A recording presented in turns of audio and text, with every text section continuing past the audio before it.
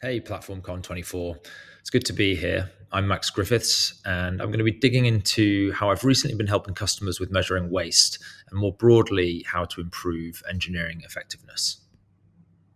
So, I work as a consultant for ThoughtWorks, and we help organizations of all sizes across most industries and many countries solve software engineering challenges. And since the pandemic, I've been getting asked this: how can I do more with less, or how can I do more with the same? So we as a company have been digging into a lot of this with our customers of recent years, and I wanted to share some of that back, some of the insights, some of the things that are working, with the intention of helping you maybe take the next step into productivity measures, maybe hopefully some ideas for improvement along these lines too. I want to start though by suggesting perhaps something that is already felt and possibly known by some of you, that the DORA metrics or the four key metrics that some of you know them by have led us astray. Nicole Forsgren and co published the book Accelerate in 2017. So the findings have been out in the wild for seven plus years now. And just as a reminder of some of those key metrics and what the book described is sort of how to benchmark across low, medium, and high performing organizations or teams across these four key metrics. And one of the things you'll notice here as well is that they're lagging indicators, meaning that they are more measuring of the past outcomes as opposed to leading indicators predicting future performance outcomes. But yeah, I'm guilty. I've definitely recommended to many organizations that they should be exploring four key metrics, and that they're a good thing to look into. But don't get me wrong, I'm not saying that we should stop doing this, but there is a lot more that we need to bring into focus if we're to become more performant, and certainly more efficient, and hopefully leading us to how we can do more with less.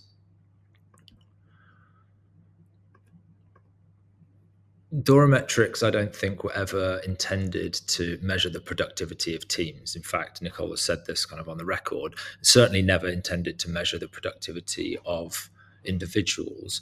But I'm certainly finding some companies out there trying to find this kind of all-encompassing productivity measure. I don't think this exists, and I don't think measuring individuals is the way to go about it. That's never been the case. But looking at some of the other areas in the book, you'll notice that the recommendations around things like domain aligned architecture, focuses towards business composability, the need for insightful leadership to drive things like engineering practices and continuous delivery behaviors. It's not just about tools and buzzwords. So all of this to say is that I think the four key metrics in the Accelerate book have been quite misunderstood in the organization, and it has distracted us towards these four key metrics at the cost of some of the other really important pieces in the book around engineering practices. So if we can think about it in terms of investing in continuous improvement of capabilities, then I think we can start to get ourselves back on track. So is this a legitimate concern? Like, what evidence do we have that can support exploring this further? I think the State of DevOps report is still coming out every year and is still a good, rich source of surveyed information. And from that and a few other sources like Stripe did a report in the last few years, we can see that there's monetary amounts being captured here around the opportunity cost or the return on investment of looking into productivity improvement. There's a large part of this that is around sort of talent acquisition and retention, and these are real business problems that are coming into question now that we're continuing to invest in this area, and I think we're still yet to see the real return on that investment. In fact, ThoughtWorks wanted to dig into this space so much that, and the possible sort of opportunities that could come out of it, that we actually commissioned a survey with Forrester last year, and I wanted to share some of that back with you as well. So we looked at 400 software engineering decision makers and asked them to answer a series of questions. and the results came back were pretty shocking, I think, for 2023. We can see that 79% of responses came back with a somewhat completely agree on we often ship software that includes defects that we have previously fixed. And 79, these are not small numbers, right? So business deadlines go unmet because of delays in engineering. Our engineering backlog is a major impediment to implementing new projects, and so on and so forth. So I'm sure you'll agree we're not doing great in 2023, 2024. The other four areas that come up again and again around this are around technology, process, people, and then tying that back to the business problems as well. So I want to bring it back to some of those enablers that Nicole and co talked about in the Accelerate book. And we'll pick on platform engineering now because this is PlatformCon, right? So, platform engineering is positioned very well to, or rather, an internal developer platform specifically, as a great way to improve productivity, reducing developer friction, and so on. But it does require intentional planning around people, process, technology. And as such, is likely going to probably require some approval on what that return investment could look like, especially if you're going to get continued investment year on year. So this looks pretty close as an example. We've got some numbers, we can bring about some hypotheses, but many organizations are still struggling to convince the business that platform engineering is needed. So I feel like we need something more. But the other interesting thing about platform engineering is kind of going through a bit of a rare moment in the industry right now where we're actually all describing it in a very similar way.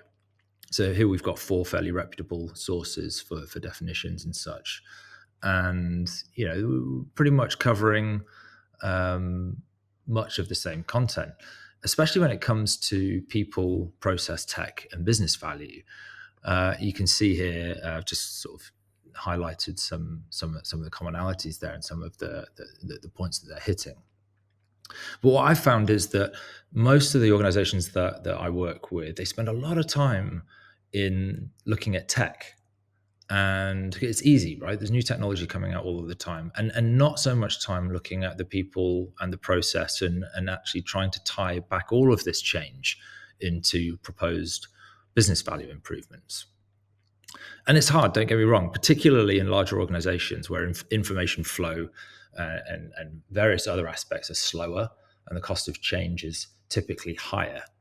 So it is hard, but I think engineering effectiveness is about providing evidence that supports the need to change across all of these areas, and also a method on how to get started.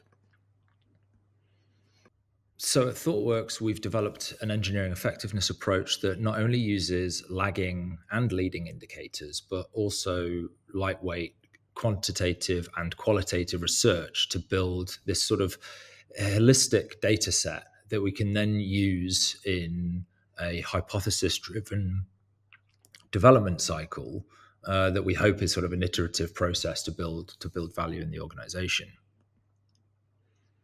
And that cycle looks something like this, where on the left-hand side, we've got some value stream mapping inputs, we've got some leading and lagging indicators, and we've got some survey or assessment data. And we go through a cycle of identifying a hypothesis or hypotheses, assessing some potential solutions. And this might look like a typical agile sort of epic or feature that you might be developing. But I think the specifics here is that we're being very conscious around trying to hypothesize about an outcome, doing some work, and this would typically be a 3-month cycle, 6-month cycle, some engineering, and then measuring that outcome, feeding that in, and then running around the cycle again using maybe some more lightweight survey data to improve our hypotheses. Some of the insights we get back from some of this survey data really cuts into some of the different types of waste that you can discover in an organization. I use this term waste a lot. Some of you might not be familiar with that kind of terminology, but coming from the Japanese Muda concepts that a lot of kind of lean engineering has looked into, Jazz Humble back in the continuous delivery and lean enterprise phases as well. So this could be across organization. This can be within the team, between teams. And the important aspect is here is not necessarily exactly how we categorize it, although that is important later on, but it's just looking at the amount of space that we can create if we look to reduce this friction, the amount of additional value add delivery that a team or a set of teams could have. So a picture like this can be quite compelling for a business owner to understand that actually by focusing on some of these areas, then you could create a lot of potential to make more improvements over time.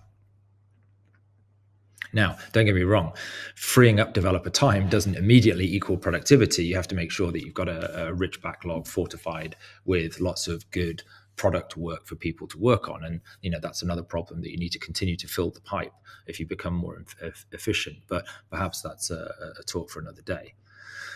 And when people when I talk about this, people are quite curious about what kind of other measures, what are these leading measures that I could be looking at. So I wanted to include a few of these examples that we use with some customers. Now, this is not a complete set by any means. And I think the important thing is for organizations is to figure out which of these are important for your organization, where it's at now, and where you're trying to get to. I think there's certainly a few cases of metric overload where people just start to measure everything, and actually it becomes quite daunting to figure out exactly where to take those first next steps. But hopefully it's an indicator of kind of moving from those later lagging indicators to some of these slightly cheaper actually to measure. You can sit on a team with a stopwatch and a notepad and just start to baseline some of these. It doesn't need to be in a tool. It doesn't need to be over-engineered. Obviously, if you need to scale this, then you'd be looking at a tool to bring about some of these and across different teams. So I wanted to end with a real example of where we ran an iteration of this with a customer recently and discovered a fairly large number of areas where investment could be made. So on the left here, you see a set of desired outcomes that we managed to canvas pretty quickly from interviewing and workshopping with some engineering managers, some product managers, and some developers, just to get a picture of sort of where the organization was trying to get to, and then also sourcing information about where some of the perceived challenges and waste are, and then connecting through into how we believe some of these challenges and waste could be reduced by some focus areas and initiatives on the right there. So just selecting one of these, here I'm selecting optimal utilization of workforce. You can see how that would feed through, and then how you might prioritize some thin slices across these capabilities on the right. And those capabilities on the right you'll see some of those from the Accelerate book. You'll see some as a result of ThoughtWorks, sort of 30 years of experience in some of these aspects. And then some are coming from what is going on in the industry as well. And we went so far with this customer that actually we were able to recommend them 3 different ways of investing over the first 6 to 12 months. And then that cost goes down to 0 in terms of engineering improvement, and actually the cost reductions you can see continuing to amplify year on year after we've reduced that waste and implemented those initiatives. And we've got a system in place that can give us a relatively strong amount of confidence there, and start projecting those costs, as you can see there on the right. So wrapping up here, hopefully you can see now that a strategic approach is necessary if your intentions are to do more with less. A strategy that encompasses not just tooling and technology, but involves growing people and measuring and rethinking existing processes and connecting to business value for sure. And that it's not just about measuring developer productivity, but it's in fact looking at the waste in your system and the opportunities to reduce that.